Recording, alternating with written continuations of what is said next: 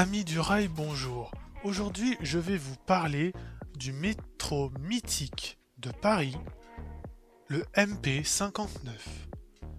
Alors, le MP59, c'est un métro historique. En fait, c'est le premier métro pneumatique à être mis en service. En fait, à l'époque, le Sprague Thomson roulait dans les lignes de Paris. Et un jour, une nouvelle technologie a été mise en place. Une idée d'un métro qui roulerait avec des pneus. En fait, par exemple, si vous voyez une voiture, eh bien vous avez remarqué qu'elles ont des pneus. Eh bien en fait, ceci, c'était incroyable à l'époque. Parce qu'un métro qui roule avec des pneus, c'était incroyable. On n'a jamais vu ça avant. Alors sauf peut-être pour les Michelin, mais je pense que les Michelin avec pneus ont été mis en service après la mise en service du MP59. Mais là-dessus je ne saurais pas vous dire, mais dans le monde du métro, le MP59 est le premier métro pneumatique. Du côté des trains, on a la Michelin qui était un camion qui était transformé en train avec des pneus, mais en fait, côté train, la technologie pneumatique n'a pas été prise. Pourquoi ? Tout simplement parce qu'il y avait un grand défaut de contact pour la signalétique. En gros, pour vous résumer, les feux, eh bien en fait, en gros, dans le monde du train ou du métro, il y a un système de signalétique et il fonctionne avec de l'électricité. Dans le monde du train, les trains fonctionnent avec des roues métalliques. Ce que je veux dire par là, c'est que quand un train passe, ça fait passer de l'électricité et ça fait changer les feux de circulation de couleur. Or, la Michelin pneumatique causait des problèmes, puisque la matière du pneu isole l'électricité, ça empêche l'électricité de passer. Donc la technologie n'est pas passée. Alors comment le MP59, lui, a-t-il pu passer? Comment la technologie a-t-il pu fonctionner? En fait, pour le métro pneumatique, il ne faut pas que le système soit pareil, car sinon ce serait le même problème. En fait, pour que ça fonctionne, il y a un patin, donc le troisième rail. Pour rappel, il y a deux rails pour faire tenir le train et pour qu'il puisse rouler d'un point A à un point B. Et le 13e rail, lui, ne sert pas pour le métro pour se diriger. En fait, le 3e rail, lui, sert pour alimenter le métro en électricité. Donc, pour que le système de signalétique fonctionne correctement, il est donc branché au 3e rail électrique. Non seulement ça donne de l'électricité, mais en plus, chaque partie de rail avec un système de boucle, c'est-à-dire que le 3e rail donne de l'électricité au métro, le métro lui a l'électricité, puis l'électricité repart dans les roues. Et avec un système comme ça, chaque zone peut être alimentée en électricité grâce aux roues du métro. Puisque même si le métro est sur pneus, il y a un disque en fer pour pouvoir diriger le métro. En fait, MP59, qu'est-ce que ça veut dire? Eh bien, le MP59, pour vous expliquer, le M signifie métro, le P signifie parisien, et le 59 veut dire que le métro a été mis en service en 1959. Le métro MP59 a été mis en service pendant très longtemps, de 1959 jusqu'à pour l'instant 2024. En fait, il est prévu que certaines rames de métro roulent encore jusqu'à 2026, mais pour le MP59, en gros, je dirais que ça se situe entre 2024 et 2026. Le métro va être mis en arrêt après plusieurs années de service. Le métro a donc eu 65 ans de service, ce qui n'est pas rien.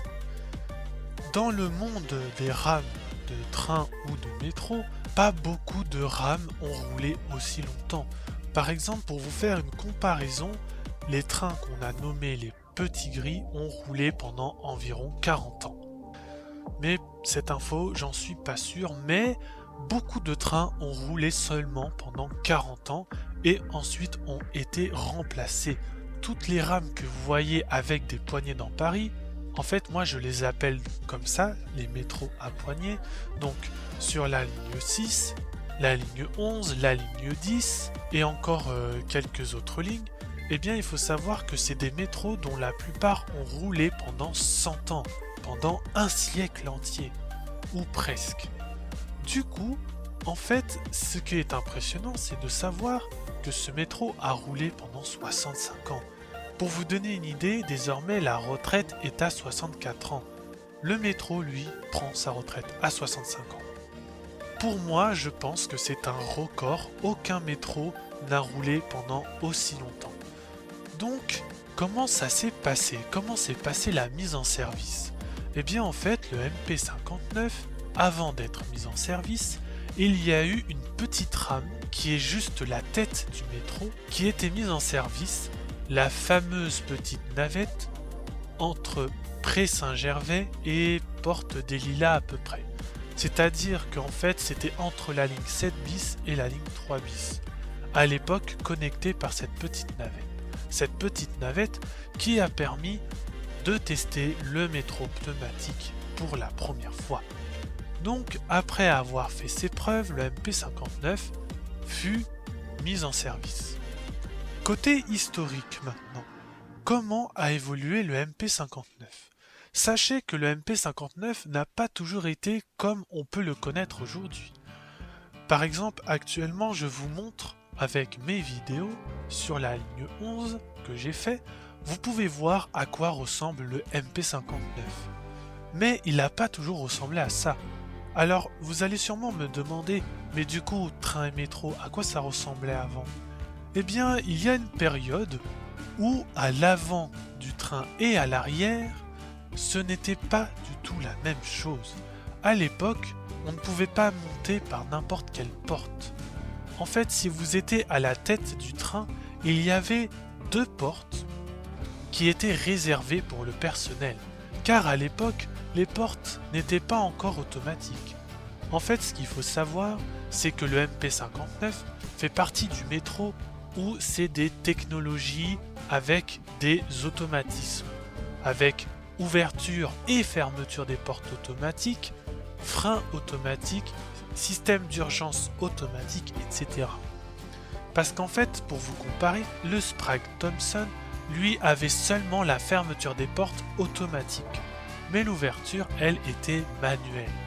Après, je précise que les infos que je vous donne sont peut-être incorrectes, approximatives, mais je vous donne avec ma version.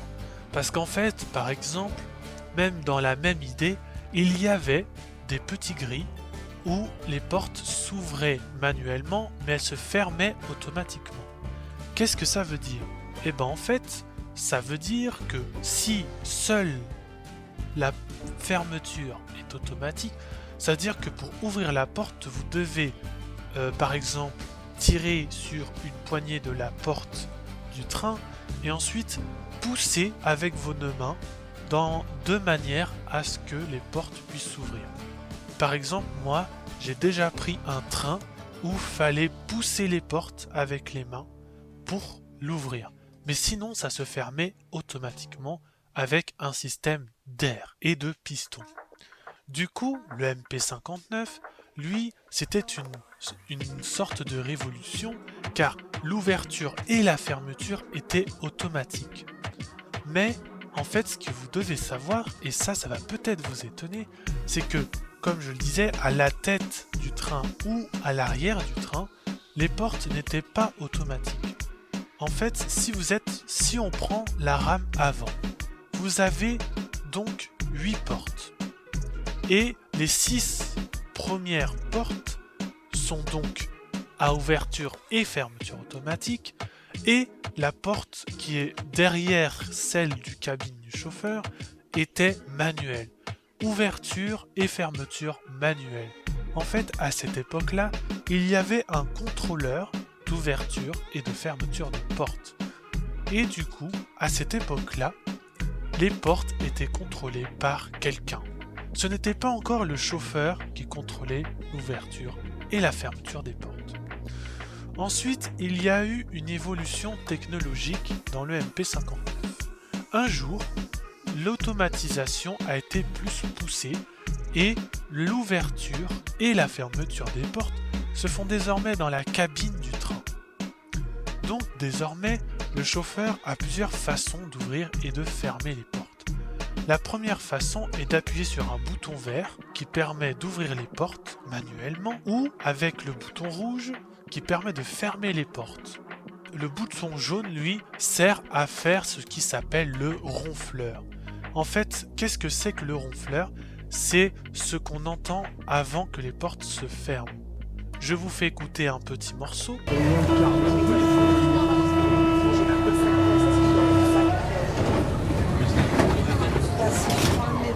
Voilà, et bien c'est ça un ronfleur. C'est en gros le sonore qui permet de savoir que les portes vont bientôt se fermer. Pour vous avertir que les portes vont se fermer.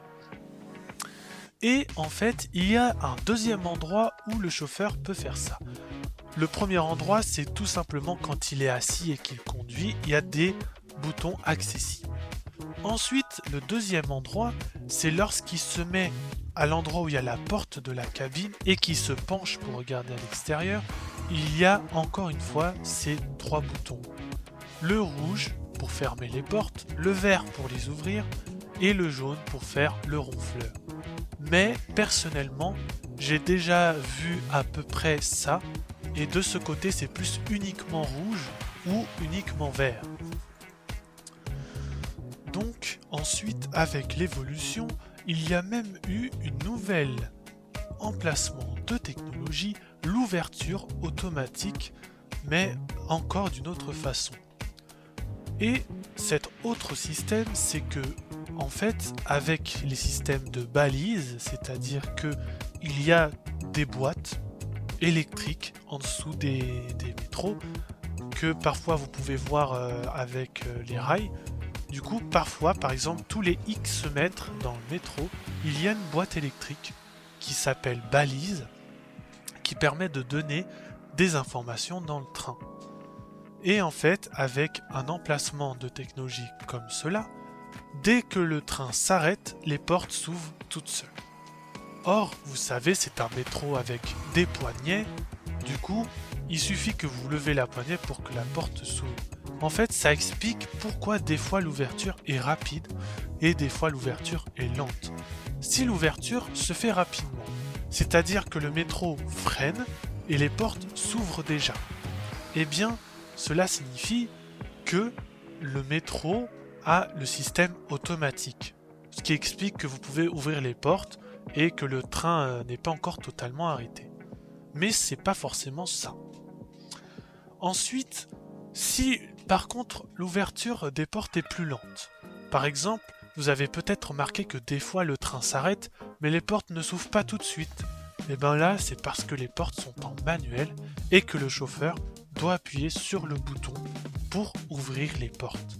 Et que vous-même pouvez ouvrir les portes avec la poignée du train.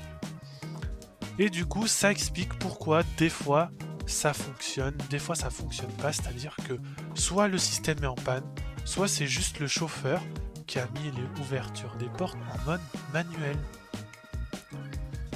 Et ensuite, maintenant on arrive à aujourd'hui, les MP59 n'ont plus de changement et maintenant ils vont prendre leur retraite. Cependant, l'emplacement des MP14CC, à ne pas confondre avec MP14 tout court, eh bien, ça va être mis en place progressivement. En fait, c'est quoi la différence? Et ça veut dire quoi? La différence, c'est que MP14 et MP14CC, du coup, je vais vous expliquer. Le MP14, lui, c'est un modèle que vous pouvez voir, par exemple, sur la ligne 4 ou bien sur la ligne 14. C'est un modèle qui se conduit automatiquement sans chauffeur. Le MP14CC, lui, se conduit avec une cabine de chauffeur. Et c'est le cas pour la ligne 11, car beaucoup trop vieille pour mettre un système automatique.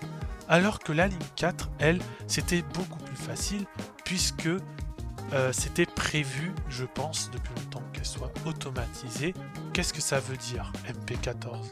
MP14, donc M, métro, P, parisien, 14 parce que mise en service en 2014.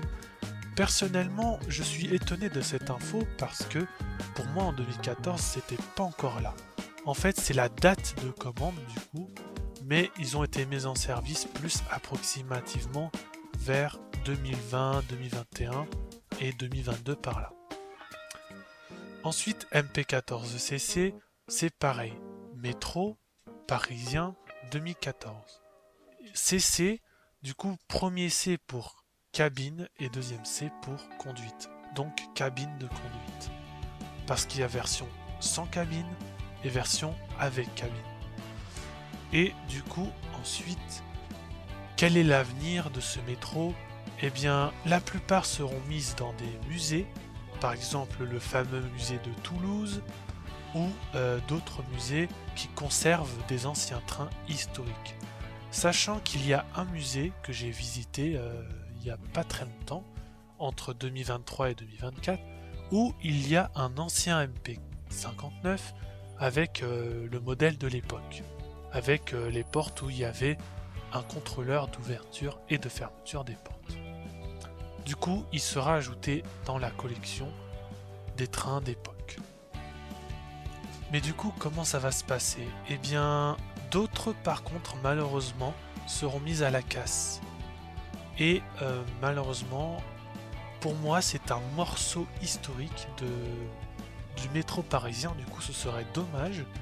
Après, aussi surprenant que ça puisse paraître, il est possible aussi de chez vous ou pour un restaurant de commander des morceaux de porte ou des fenêtres pour votre décor. Par exemple, j'ai déjà été dans un restaurant où il y avait un ancien porte de métro pour faire joli dans le décor. Du coup, voilà, je vous ai tout expliqué. Alors, je vous ai pas tout expliqué côté technique, mais je pourrais faire un autre épisode où il y a plus de choses techniques. Et du coup, voilà, j'espère que cette vidéo vous a plu. S'il y a des choses que vous n'avez pas compris, je vous répondrai dans les commentaires en vous expliquant ce que vous n'avez pas compris, en essayant de mieux vous expliquer. Voilà, j'espère que ça vous a plu. Merci à tous ces gens maintenant qui me suivent. Merci beaucoup à vous. Voilà, c'est tout pour aujourd'hui. Je